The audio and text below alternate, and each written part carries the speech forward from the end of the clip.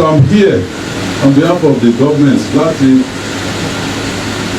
sọ pé gbogbo wa la jọ ń feel pain yìí because Baba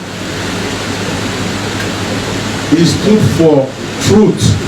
Tí ò bá jẹ́ pé Baba dúró sí di òótọ́ wọn ò ní wojú ìjọba tó wà ń bẹ̀ tẹ́lẹ̀ láti sọ pé nǹkan báyìí báyìí kò bójú mu ní Ìbàdàn.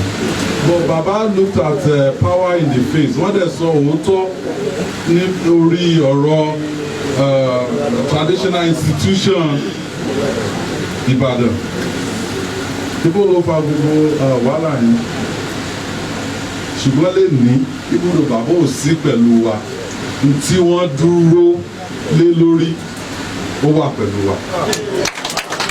And finally, àwọn tí wọ́n ń lo pé kábíyèsí wájà tí wọ́n ń kọ́ sí trọ́pù káàkiri ìgboro ẹni báyìí ló kàn ẹni báyìí ni ò tí ì kàn wọ́n wà ní court wọn ò sí ní court. Let me state it clearly. Ìbàdàn traditional institution must revert to its original concept.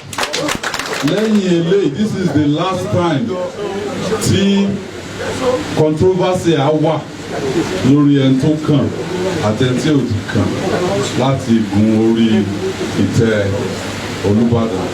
And as a government, I'm giving the assurance to gbogbo àwọn ọmọ bíbí ìlú Ìbàdàn àtàwọn olólùfẹ́ Ìbàdàn pé tí kábíyèsí bàbá wa tí wọ́n kúrò láàrin wa tí wọ́n dúró fún is what I will carry through.